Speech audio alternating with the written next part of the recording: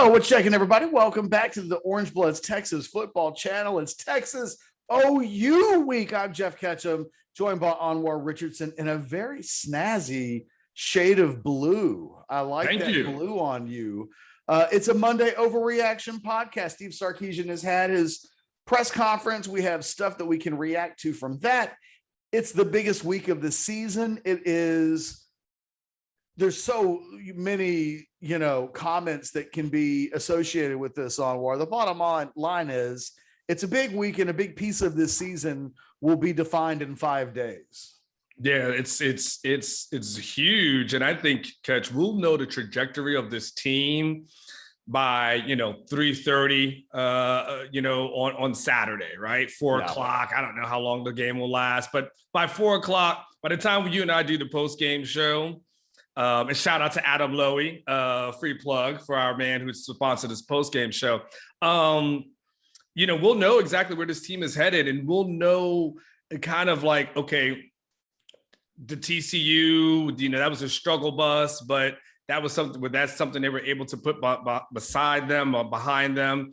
We'll know if some of the other games were an anomaly. Like, this would be the true barometer at this moment, Catch, because when we look at the remaining schedule, with all due respect to the Oklahoma States of the world, which obviously they're ranked, in all due respect to a Kansas State, Oklahoma is probably the toughest team left on Texas schedule. And once you get past that hurdle, there's some good teams, but Oklahoma on this neutral side is going to be it. So it's going to be interesting, Catch. It's going to be interesting because this is Sarkisian's first kind of dive into this. It's not to say he hasn't been a part of rivalries before, but I think you and I agree. There's just something unique about Texas OU Red River weekend. Crazy things always happen. I always point to my time being here. I saw Charlie Strong go in there with one win into the Cottonbowl and come out with a W. So it is going to be a fun week. I actually look forward to it.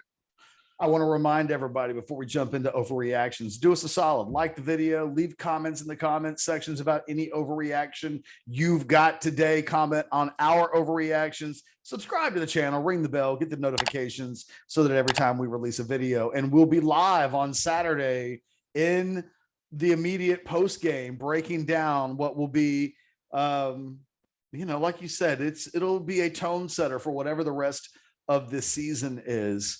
It is Overreaction Monday. Let's talk about the press conference for a second. Any overreactions to anything that was said during the press conference? I think I have one baby thing. Is it the Hudson Card explanation? It is.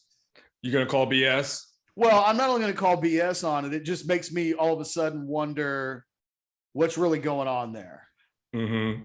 Because the answer didn't pass the smell test, and that's cool. Like, he could have just said, what, not really want to get into the specifics of that situation right now. It's a week-to-week. I don't know. He could have said anything that he wanted to just say Cameron Dicker was more comfortable, felt like a real non-answer. And I wrote about it in my column this weekend. And look, it's one of the things that you brought up as recent as 2 weeks ago. Like, what happens with the Hudson? The same story that applies with Casey Thompson.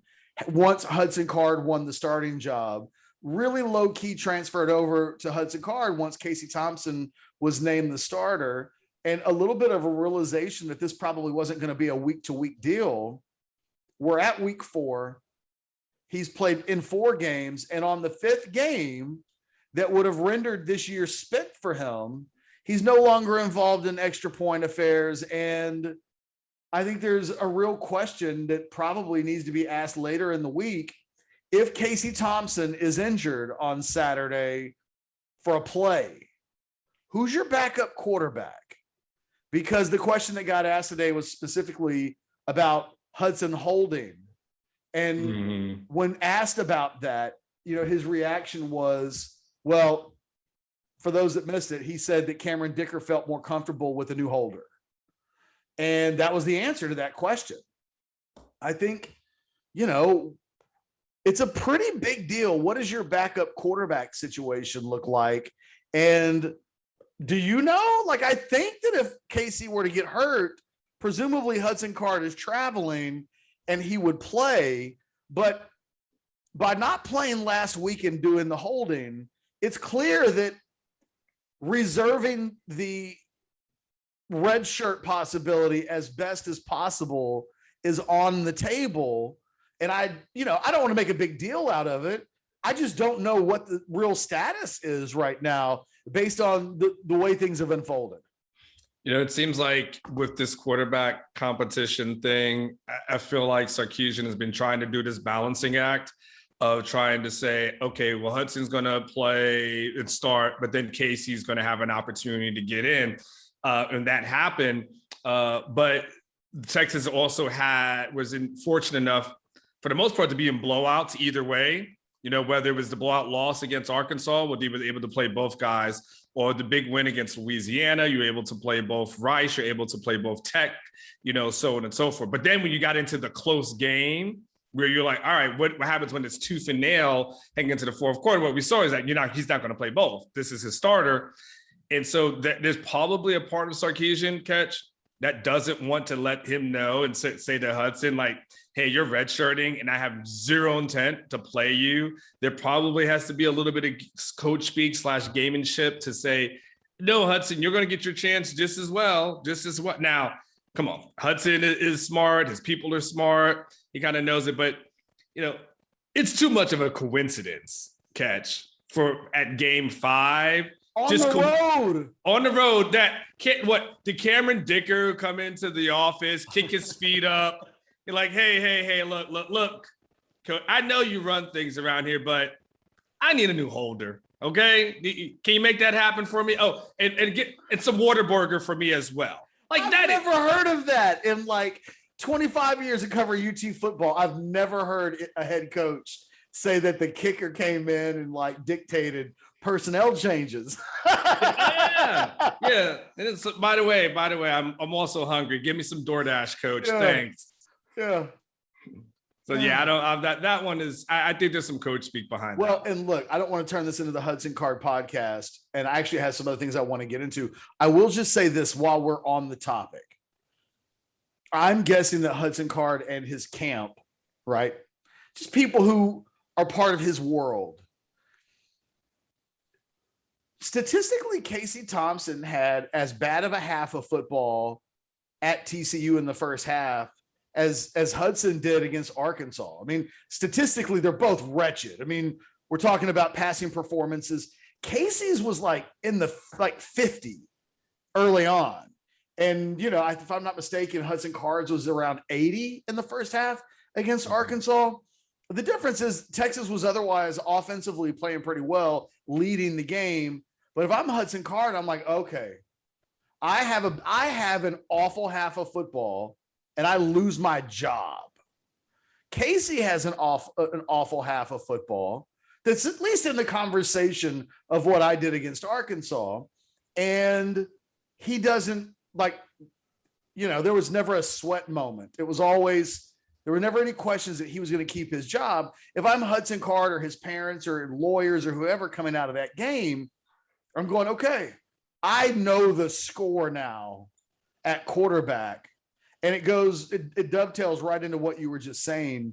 For the last 4 or 5 weeks, Sarkisian's tried to make it sound like each guy's got a role each week and that the goal is to play both of them in any given week.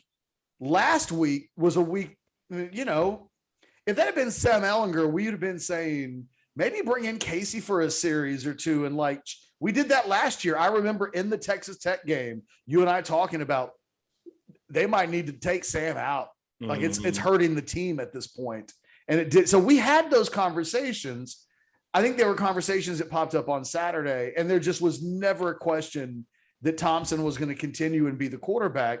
And if you're Hudson Card, that's the only lesson that you can learn when it happens. Because up until then, I would imagine Sarkisian would have told him, look, I bet going into that game, part of what he was telling Hudson Card is, look, if he's awful and he's having a bad game, you're really important to us. And we want to bring you in. And if I'm Hudson and I'm like, that's as bad of a half as Casey Thompson's ever going to play unless there's one where he throws a bunch of interceptions and it didn't impact his game time. It's Casey Thompson's job. And I personally don't know how Hudson Card and his family and people close, advisors, people who are responsible for NIL deals, I don't know what they tell him, but it'll be something that obviously we have to watch. Again, it is the Monday Overreaction Show here on the Orange Bloods Texas Football Channel. Anwar, give me an overreaction. I don't have it too much based off the press conference itself, but I do have an overreaction. Take us there. I think Texas is going to be in the Big 12 championship game. Okay. That's my overreaction on a Monday. Can I give you my overreaction and we can just split up the two of them up together? Go for it. I think Oklahoma's demise is greatly exaggerated, and I'm leaning towards them beating Texas on Saturday. Okay. Well, you know what? We're two in the same as far as the topics are concerned. Now we're on opposite ends of the topics. That's why I said, let me go ahead and get mine out and we can just have a football conversation. All right, let's go. You want to start it off? Well, sure. I watched, so you and I did the post-game show on Saturday. Mm-hmm. And we were keeping an eye on the OU Kansas State game kind of from afar. I wasn't watching it while we were doing the post-game show. So I had very little texture to the score. But as soon as we got off, I was all in on Oklahoma and Kansas State. And I thought I saw an Oklahoma team that looked pretty. Let me put it to you like this. If the Oklahoma team in Kansas played the Texas team in Fort Worth, Oklahoma would have won on Saturday. I thought on both sides of the ball, and what I watched in just the second half. And that's not to say they played a perfect brand of football, because they go up by 17 in Manhattan, 34-17. And then they kind of have to sweat out, they let a kickoff return go when they couldn't punch a ball. There are all these little things that happen. They kind of kept that game close, but defensively, I think they continue to look rock solid. I'm worried about Oklahoma's best player matching up with Christian Jones enough times in the game on Saturday that it leaves a big mark. I'm worried about, I thought Spencer Rattler looked really good on Saturday, and I thought he was composed, and I thought they ran the ball better on Saturday. Kennedy Brooks and Eric Gray both started to look like, those guys are really good. Why have they not been doing anything? I thought they found themselves a little bit on Saturday. And I thought one of the things that Sark talked about today, the general level of sloppiness on Saturday, he specifically talked about, we got into the red zone, got 3rd and 1, get a penalty, drop back into 3rd and 6, give up a sack. And that's 4 points off the board that they should have been cashing in on. If that had been Oklahoma on Saturday, they lose that game, and they lose by narrow margins. And I'm a little worried for Texas that the narrow margins in this game don't lean their way. Mm-hmm. But I do think they're going to play in the Big 12 championship game. I just wonder if the things that I'm scared about for Texas don't play right into the hands of an Oklahoma team that might be starting to find its groove a little bit.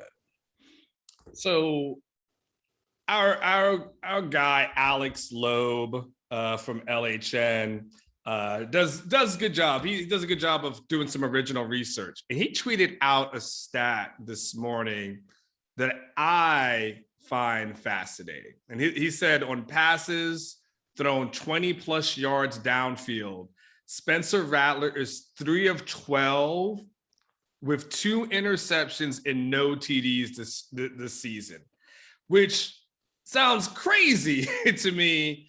And I'm assuming he means in the air, right? I'm assuming that's what he means. Like, he passes in the air as opposed to, a screen that goes for a certain amount.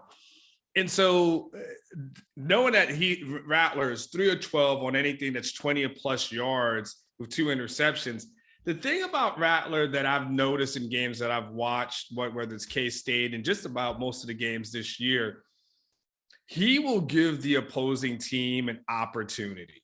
Like he's going to give them a couple of opportunities with some bad passes that if you're paying attention and you're in P's and Q's, you will have an INT. That is the things that was kind of the knock on him last season going into that game, as far as, you know, you could have the opportunities against him. He's tightened up some, but I didn't love the way that they closed out that game versus K-State. I didn't love them giving up that touchdown late and making it into a closer game and a very close game. And I know at the end, wasn't it kind of similar though? That same exact thing is what Texas did against Fort Worth. They get down to the goal line, they can't punch it in. They let TCU get the ball and go right down the field. Weirdly, I think both teams, you're talking about Oklahoma, but you could be talking about Texas. Yeah. And I wonder if that goes with the quarterbacks a little bit. You know what? Part of what Rattler's issue has been, and you talked about that stat, 3 of 12 going down the field. What Oklahoma's had done, their offense this year, is they are doing the thing up at least really until this past weekend against Kansas State that I was worried about Texas. They play in a phone booth. Rattler completes a very high percentage of passes. I think he's close to like 77% this year. Like completion percentage he was 22 of 25 on Saturday, but he throws a very safe east-west ball.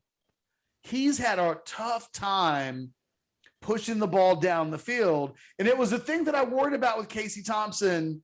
If you'll remember coming out of the Rice game, it was like, you don't want week in and week out for your offense to live inside of a box. Oklahoma's offense a lot of times this season has lived in the box. The thing it hasn't got going for them that Texas does is an explosive running game that can bail that out a little bit. I mean, it never feels like Texas is playing in a phone booth because the running game keeps hitting the big plays that makes it feel like they're wide open and doing kind of what they want to. Oklahoma's passing game in a lot of ways mirrors what Texas has done for some of this season. They have not, with Kennedy Brooks and Eric Gray, been able to get in the ground game what Texas gets every week with its trio of running backs.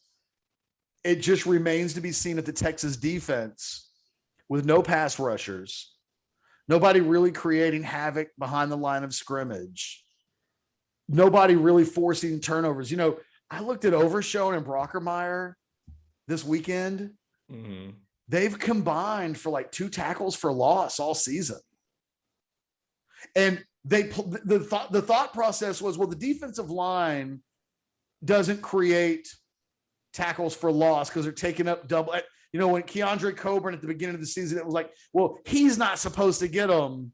This is a linebacker's defense, but the linebackers aren't making big plays. And you got a front four, a front group that's not rushing the passer well, and a linebacker unit that isn't making big plays. That feels problematic against Oklahoma with the guys that they have. But I feel like this is a coin flip ball game. I mean, really and truly, sure. I feel like 3 points, Oklahoma -3 feels like a good line. And I haven't completely decided what I think about for Saturday. I guess there's a part of me that looks at the 2 non-home game performances this season and thinks that's not good enough. You're talking about for Texas? Yeah, I think that they go on the road against Arkansas and they lay an egg. They go on the road against TCU, and it's a good thing that TCU is not a more capable team because Texas messed around in that game. Texas, didn't execute at a high enough level to really put away an okay TCU team. And I was looking at that and wondering, would that have beaten Oklahoma State at home? Would that have You know what I mean? I started just thinking about the rest of the schedule, and I don't know, but I wasn't really overly impressed with the performance against TCU, other than they won, and it had been their such a I don't know what word to use, but TCU had been such a problem spot for Texas that just winning on Saturday felt like enough. But now that we've had almost 48 hours since the end of that game, I've gone back and looked at it, and I don't know. Like there's a reason why Texas didn't emerge from that game higher in the rankings than somewhere in the 20s. And I don't know. Here's my counter to that, though. Okay. I don't think anything that Oklahoma has done is that much more impressive. I know we could talk about the win from Texas versus TCU and what that looked like. This is a team that was life and death versus Tulane. I mean, this is a team that was life and death versus Nebraska.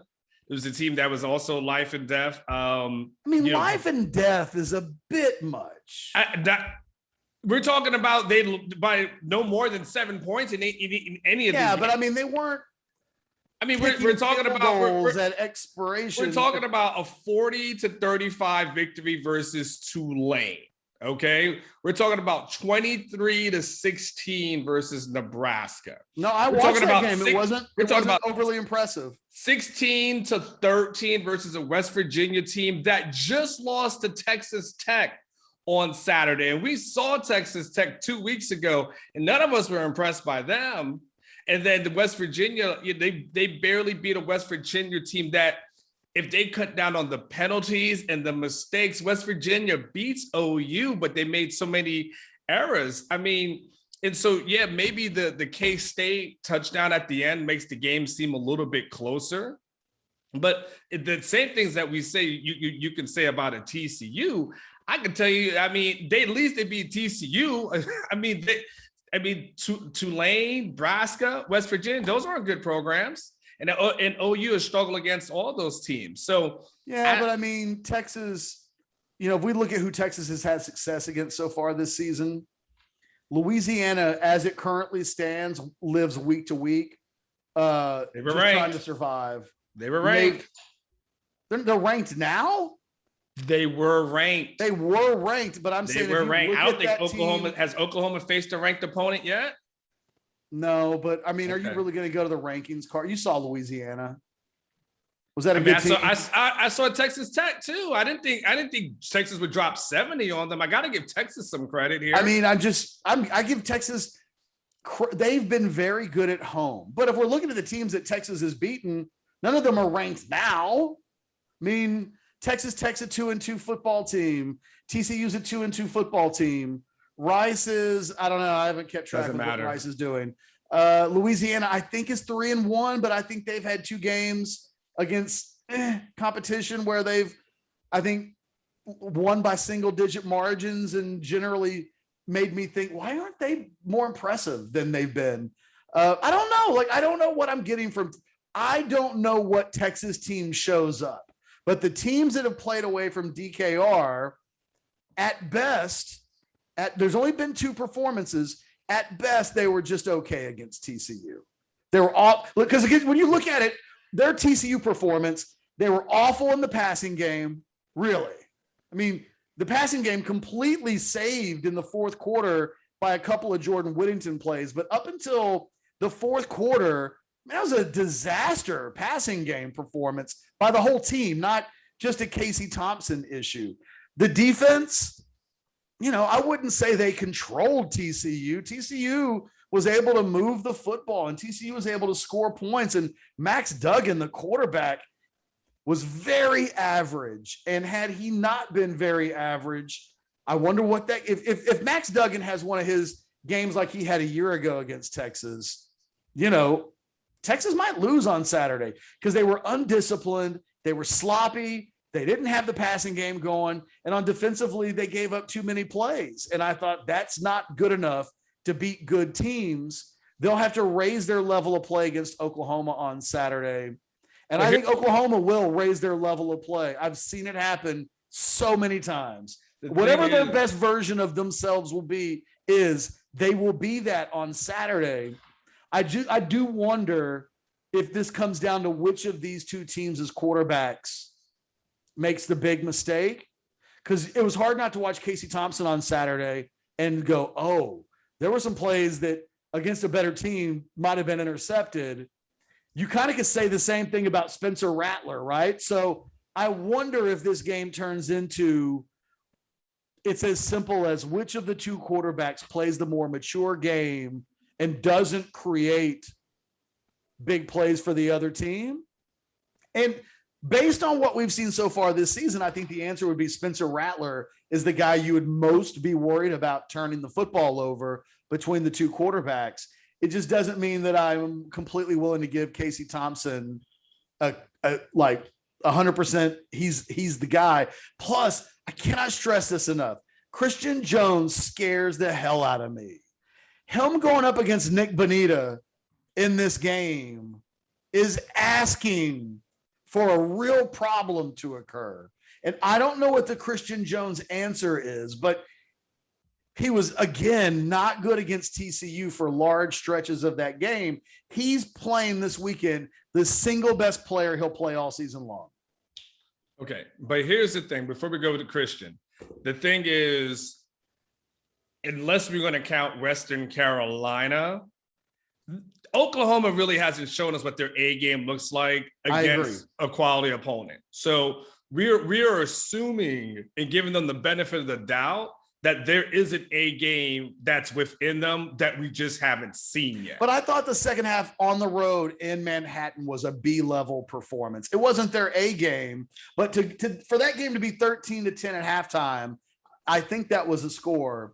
And for them to put the pedal to the metal and make it 34-17 early in the fourth quarter, that was a 34-17 game with less than 10 minutes to go. They took their foot off the gas a little bit once they got ahead by that margin. But in between that moment, I thought they looked really good. I thought they looked like an Oklahoma football team. Now, maybe it won't play out that way against Texas. I mean, look, at the end of the day, we both think this is do you think this comes down to the team that has the ball last? I just want to finish my thought. So I don't think we've seen I think we know what Texas can do when they bring an A game. And when they bring an A game, they can drop 70, damn near closer to 100 against average team, so whatever. We haven't seen OU do that kind of thing with their A game because we haven't seen it yet. But OU's defense is as good as Arkansas's defense. Yeah, their defense is fine, but I mean, they still got to score some points. But Texas hasn't played against another defense all year long as good as the Arkansas defense. I mean, not as good. I would say the TCU defense was sneaky good. Gary Patterson did things and they gave up 350 yards rushing to SMU. This Oklahoma rush defense is the best in the conference. But they didn't show stuff against Houston. Gary Patterson's goal was to hold as much stuff back for the Texas game. Okay. And look, I was there early versus TCU. I talked to a person who has the knowledge, and I'm not talking to a reporter. Like I'm talking about a person who attends practice and knows Patterson, who told me there, and I won't reveal who he is, that he said they should have lost that game the previous week by more points. They were shocked that was all they lost by versus SMU because Patterson was so intent on wanting to hold back on stuff that they didn't show it. So I'm just saying the TCU defense is not in the same galaxy as the Oklahoma defense. There's not one player on that TCU team that deserves to have their name mentioned in the same breath as Nick Bonita. Of course, I didn't say that, but I can't say they're a horrible defense either. I didn't say they're horrible. I mean, this is a TCU. TCU has made Sam Ehlinger look like a mortal throughout the years. Like I have to give Gary Patterson made Sam Ehlinger look like mortals throughout. Yeah, but there was one game where Sam threw like 4 interceptions. I wasn't against TCU, 3 to 4. So Gary Patterson finds a way to save his best whatever it is, because I don't know what the hell he does in other games. It's confusing. It's super confusing. I just know when he gets for a Texas game, all of a sudden he's got a damn playbook that he's never used before, and he's got like new damn plays. So what do you think so a couple of quick go back to your question. What do you what do you think the point total needs to be on Saturday to win? And do you think ultimately this is a who has the ball last kind of game? Okay. I'm thinking at this point over 40 probably is, I would say 42 is probably where the winning team needs. Wow. I think, yeah, I would expect a shootout. Wow. Okay. I would expect a shootout between this. I know there's a portion that says, it will be, grinding on the ground, so on and so forth. But at the end of the catch, I'm just not convinced the Texas team that we saw against TCU is going to be the Texas team that is going to struggle against OU. I might be wrong. Hell, if I am wrong, I'm here on the record. And the thing about me is I always stay on my porch. So it's not. Well, we got a show on Monday. Correct. And look, we do the show on the other. Hey, we do a show on Saturday. They won't wait that long. Exactly. They'll come in it. But when I think of all the difficulties, with the exception of the offensive line, Christian Jones' point is valid. But once we get outside of that, I don't know if Texas does some that makes the mistakes. I don't expect we'll ever have another game where Xavier Worthy drops 3 passes. I don't anticipate that going forward. What do you think? I mean, I don't anticipate the defense doing boneheaded things like celebrating in the end zone. I think there's a lot of little things that are fixable that we saw. I don't anticipate Casey Thompson playing and struggling the way he did. I might be wrong, but I didn't see an OU team where I looked at it, I was like, whew, got to pack a lunch. I looked at an OU team that says if Texas brings its A game and OU brings their A game, Texas wins, period. I don't disagree with the notion that this isn't a world-beating Oklahoma team. So don't misconstrue any comments. And I'm not when I say you, I don't mean you specifically. Sure. I just mean anybody watching this. I don't know how good this Oklahoma team is. It's not playoff good. This Oklahoma team doesn't want to play Alabama or Georgia in the first round of the playoffs. You know what I mean? There are levels to this. And yeah. All I'm saying is I personally watched Oklahoma in the second half last week. And I thought if that Oklahoma team plays the Texas team that showed up in Fort Worth today, Oklahoma wins the game.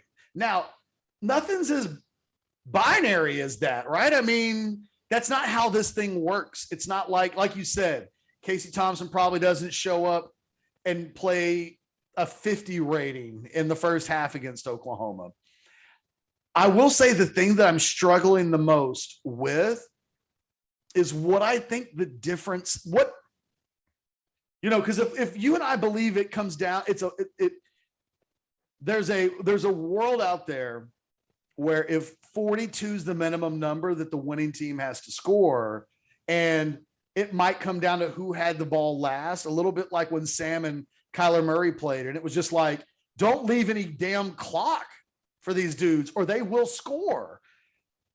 At that point, it feels almost out of your control in terms of making a prediction. How do you know who has the ball last, right? And I'm having a hard time trying to figure out what the key thing in this game is that separates these two teams, other than one team does have Bijan Robinson and the other team doesn't. That's the only, but everything else about these teams is they're not too dissimilar. I mean, the OU passing game is not too dissimilar. Matter of fact, if you look at the statistics of the individual receivers across both teams, you'll be like, nobody exploding, right? I mean, Mike Woods transfers from Arkansas, goes to Oklahoma, probably thought, I'm going to be an All-American with Spencer Rattler as my quarterback. And you look at his stats and you go, I I think he's maybe top 20 in the conference in receiving yards per game. And Texas, kind of the same thing. I mean, nobody's just dominating. I don't know. Like I said, I think you touched on it earlier. It may come down to Spencer Rattler is going to give Texas at some point in this game a chance to make a play. And what happens on that play?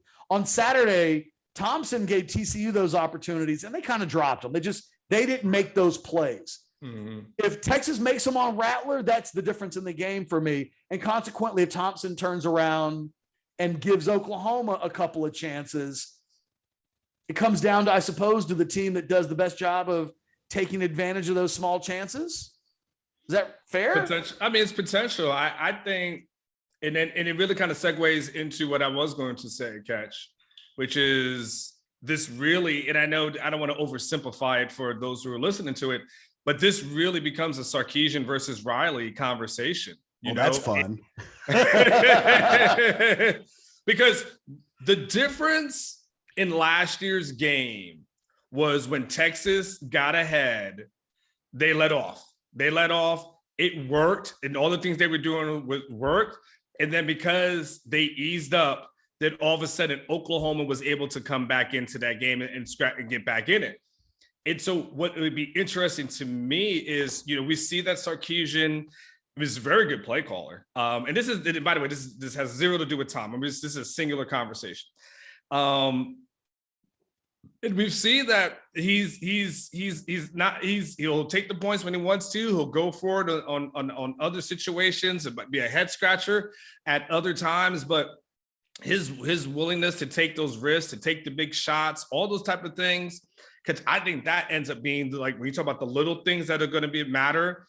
I think how Sarkisian calls this, because I guarantee you to a certain degree, Catch, Lincoln Riley, after a while, knew exactly what Tom Herman was probably going to call. I think they could figure it out. Okay, they're going to take what we give them. So this is exactly what they're going to do. And let's try to You can start to dictate what they're doing based on what you're giving them on purpose. Correct. And now all you got to do is execute at that point if you're on defense, right? Just make your tackles because we're going to give them this. And we know they're not going to try to go up top if we're saying, we're in the cover 3 or something to that effect, right? So I think it's different, though, because Sarkisian has a totally different mindset. And Sarkisian's mindset is we will impose our will on you, whether you like it or not. And this is what we're going to do. And by the way, these are the things I'm going to script that become totally different. And you're going to see things in this game that he hasn't shown. So I think for me, Catch, that ends up being what I think a little bit of a difference is. I enjoyed Sarkisian today talking about Lincoln Riley because I talk about this with Sark every week. He's a different kind of answer to a question guy than Tom Herman is.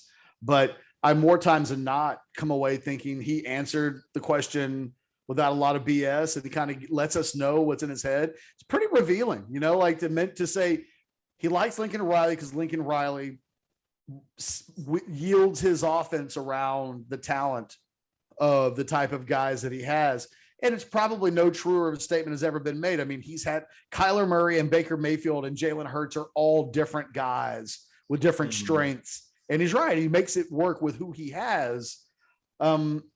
I think it's one of the reasons why Spencer Rattler's NFL draft stock is cooled. Is NFL people are like, you can give that dude anybody to work with, and his offense looks awesome. What's so bad about Spencer Rattler that Lincoln Riley can't make the offense this year explosive to him? I think people are pointing to Rattler instead of Lincoln Riley. I also thought one of the things I'll watch for on Saturday that Sarkisian talked about was the very specific note that he made sure to mention that Riley does a good job with specific packages and debuting them, let's say early in the game, and then having 3 or 4 or 5 wrinkles off of that thing. So let's say they come into a bunch set trips or quads or something that they come out with and they haven't shown very often all season long, and they run it for the first time in the first quarter. They will come back to that time and time again. And every time they do, there's just something, a little new wrinkle out of this one thing that they haven't shown previously. That was a really specific little kudos that he gave. And I, as someone who heard that, I probably will watch Oklahoma this weekend through the prism of what little thing are they going to show? And then as the game goes along, Sark called it. They'll do different things out of it. How does Texas defend against this wrinkle that OU will go out of its way to do different things on? I thought one of the coolest moments of the press conference was just Sark. That's how you know a guy's really comfortable in his skin. When a guy who does what he does and is constantly in the conversation of who's the best offensive coordinator, the best head coach with offensive chops, best quarterback developers, that you could ask Sark that question and he gave a pretty insightful answer without even remotely a little bit of shade. That's when you know a guy feels really confident about himself, when he can speak about the other guy so plainly. I mean, that's his rival. And you didn't get the sense that there was any jealousy. Not that anybody else has ever felt jealousy, but it was obvious that he wasn't jealous. I thought it was really interesting. It made me want to listen to Lincoln Riley's press conference and how he answered a Sark question. Because Sark seemed really cool with Lincoln Riley. You know, I think Sark seems cool with everybody. He does.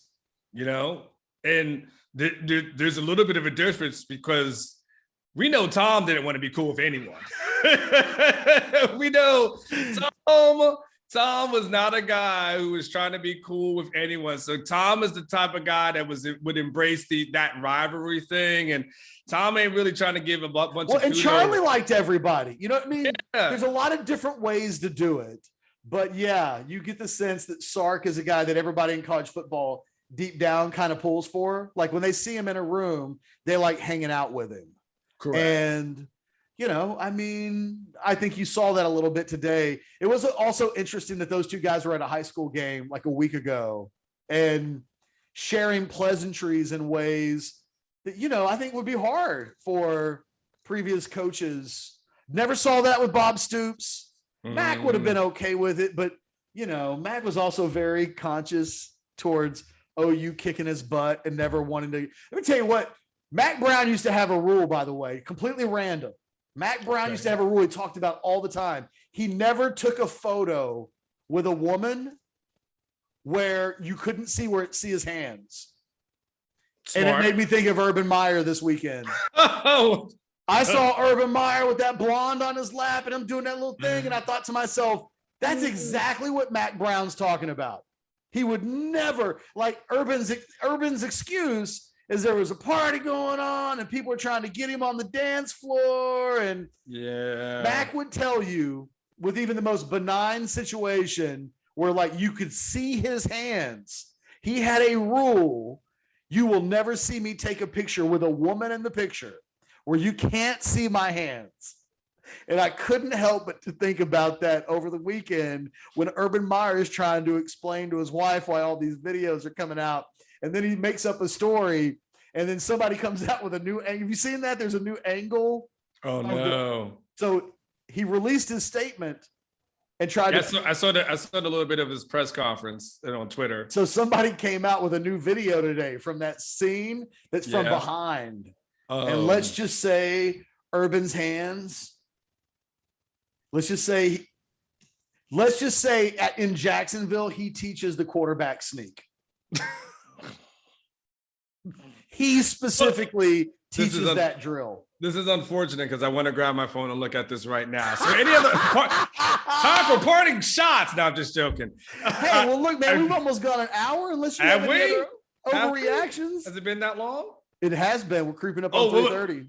I don't know. How about this? Maybe we can save this for later this week. Do you want to talk Casey and the OU thing? I mean, we have to address that. So, but that's its own video. We do that tomorrow. Okay. Why we do that for Tuesday's video? We'll talk about because Ketchum, you had to tell me how often there's been, you know, maybe a legacy person from like OU. I mean, that starts here at Texas.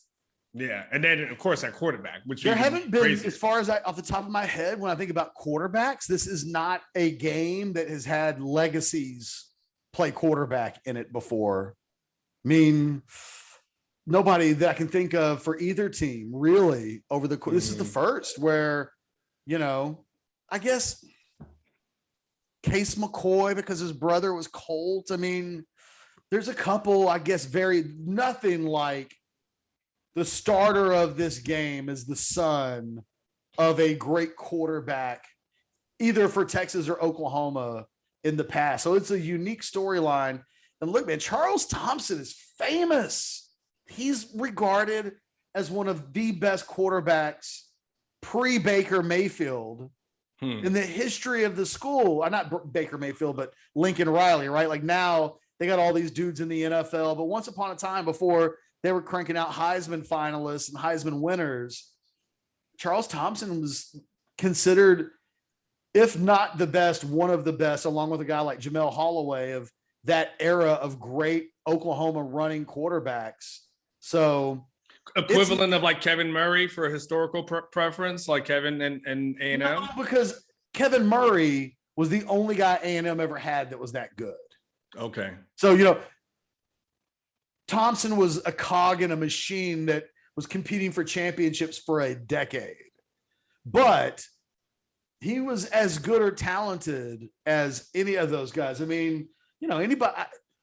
Let me just put it to you like this. If you talk to a Texas football fan that was around when Charles Thompson was playing for Oklahoma, you'll get a reaction from them. Like, hey, what do you remember about Charles Thompson? There's a little bit of like holy shit, that guy can play. So, that his career got sidetracked the way that it got sidetracked is really unfortunate, because he could have been a Tommy Frazier type legacy. He was headed towards a Tommy Frazier kind of potential legacy. And then he didn't, that's not what was in the cards for him. But once upon a time, he was that kind of guy. And we haven't heard from him in a while. I wonder if this is a week where Charles Thompson is interviewed. Yes. There'll be something on ESPN. Really? Yeah. I was hanging around the team hotel on Friday night, just whatever, and ran into a bunch of people and heard that the ESPN is doing something, and that's then cool. I've talked to a couple one or two local guys who said they actually interviewed him. And so so it looks like he'll have some shine this upcoming week. Kudos to Charles, by the way. He did that podcast 6 months ago or whatever, and it was a little bit like, ooh, that's kind of, I don't know. And then he's completely stayed underground in terms of his public comments. He's such a big name. I mean, there's nobody else on the team that's got a dad like Casey Thompson's dad. So I'm curious to see what it sounds. That story really interests me, by the way, because I don't know that a lot of people know how good of a player Casey Thompson's dad was. I don't know that story has fully been flushed out, that his dad was a baller on great OU teams. Anyway, you got anything else today? You should do that for the one of your Rogue. This I might. week. I gotta go on YouTube and see if there's a good Charles Thompson YouTube mashup. He's got to have like a Anwar tape out there for all his I'm sure plays from the 80s. Matter of fact, as soon as we wrap this up here, that's the first thing I'm going to go do. I'm going to go to YouTube and see what happens when I type in Charles Thompson and see if there's a highlight tape of his best stuff from Oklahoma. Because I definitely don't think the mainstream fan knows. I mean, you and I were having a conversation about it this week, and I was like, hey, or not this week, but earlier this year. And I was like, hey, his dad was on good enough to be on the cover of Sports Illustrated, right? And you were like, I had no idea that it was that level of baller.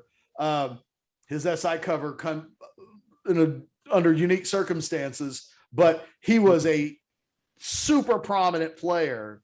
And I'm telling you, the kind of guy that if he's got an and one mixtape from his college days on YouTube, that'll be a fun tape to watch. Just a matter of what happens. I might as well look at it now. I'm on YouTube. If I type in Charles Thompson, do I get a highlight tape? Probably not. Oh, hold on. I got to specify.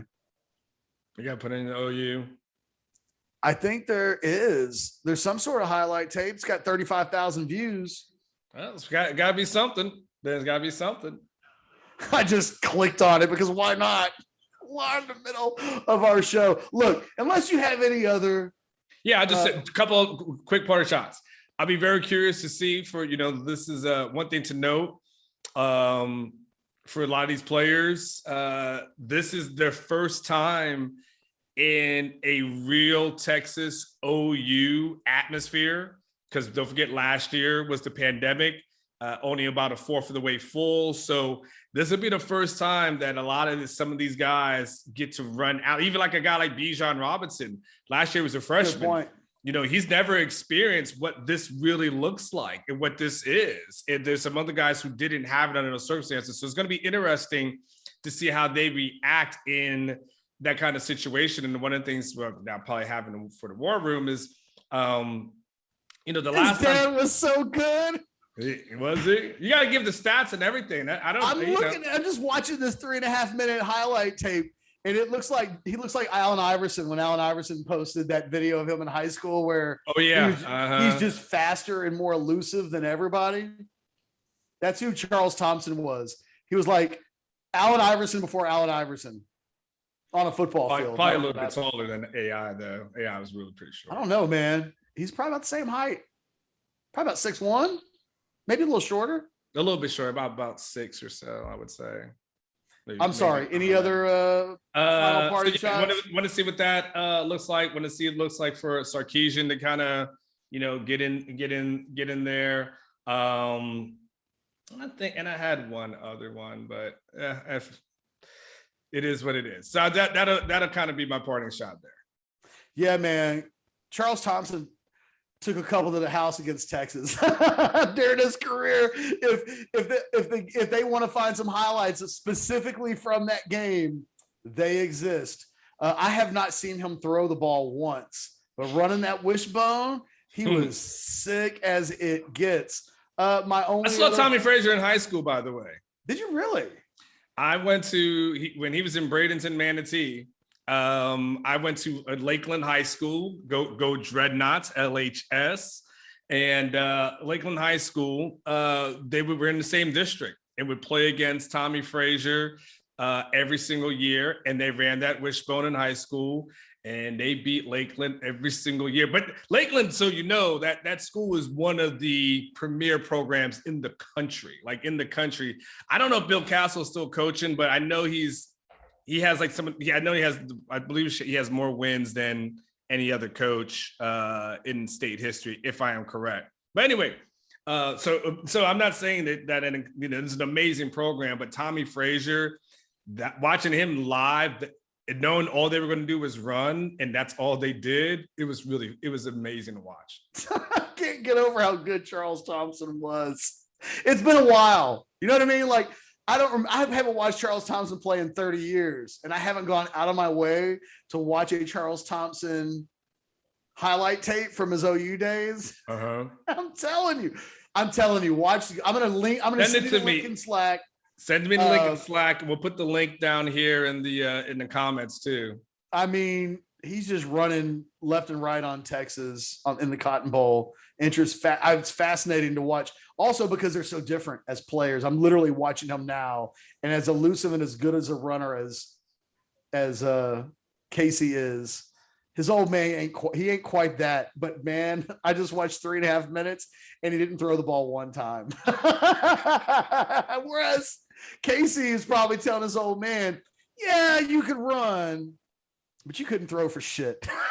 I'm sorry, old man, but I make my living throwing the ball. And I don't know. Anyway, for myself and Anwar Richardson, I got no more overreactions other than if you have not watched Charles Thompson from his Oklahoma days, I'm going to put the video out on Twitter. I'm going to send it to Anwar now. Man, he was good. It will make quite a story if Casey Thompson has a big game on Saturday, because that family suddenly, I think, has a place in history in the rivalry that's never existed before. And that could be kind of cool. For myself and Anwar Richardson, hey, do us a favor, like the video, subscribe to the channel, ring the bell, get the notifications for all the times we release videos. I know we got a DeMarvion Overshown video coming up later on today. Until tomorrow, where we'll talk a little bit more about Casey and Charles Thompson. You guys be good to each other. Later.